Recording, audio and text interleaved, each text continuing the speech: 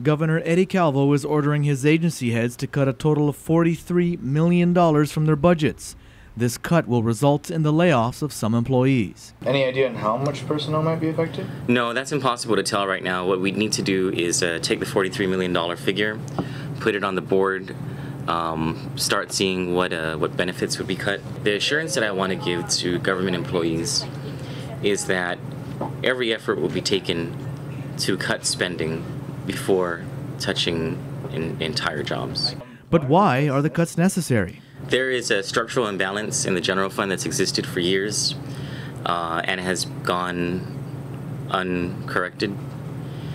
What that structural imbalance basically means is that the amount of revenues coming into the government is not enough by anywhere from $40 to $70 million every year to meet the level of expenditure that's required.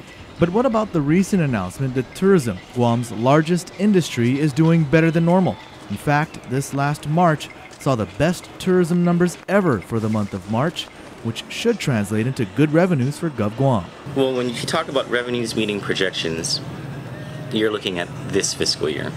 Because for the last 3 fiscal years, revenues have really not met projections. In fiscal year 09, off by $111 million when bond proceeds are extracted. In fiscal year 10, off by $71 million. Preliminary numbers for fiscal 11 show that the revenue projections were off by $37.5 million.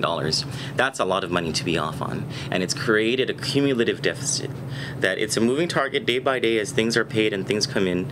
It's a moving target. But the cumulative deficit when the audited financials come out will be huge. And it is unmanageable. And what the cumulative deficit is tax refunds and payments to vendors.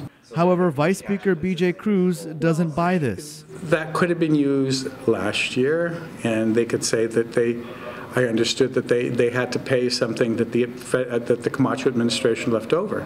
But the problem is they've been in power now for 15 months, no, 17 months.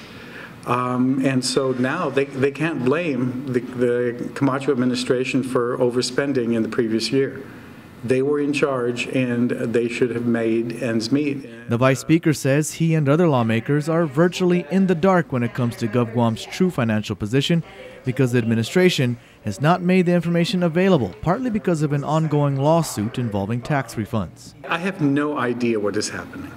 I hate to admit that. What's happening to the cash that's coming in? And can we get those cash statements that Senator Ben and Senator Rory have been asking for weeks now, for months with Senator Pangilinan on the cash statements to find out exactly what the condition of the government is.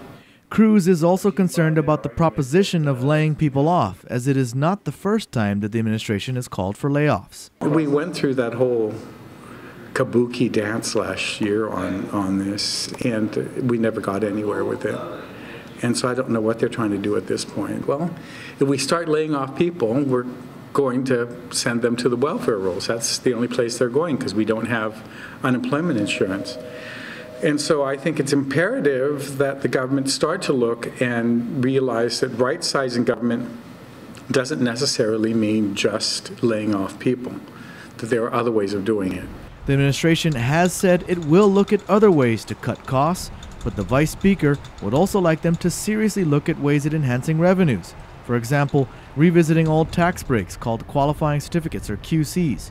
QCs were originally established on Guam to help create new industries, but some of these QCs have already created industries and may be unnecessarily giving certain businesses tax breaks. There may be some sacred cows that need to be addressed on whether or not all the QCs need to continue to really do think at some point we've got to look at each one of the QCs, evaluate them as to how much it's bringing into the government, how many people it's employing locally, whether or not it's even employing local people or if it's all H2 laborers that they're bringing in.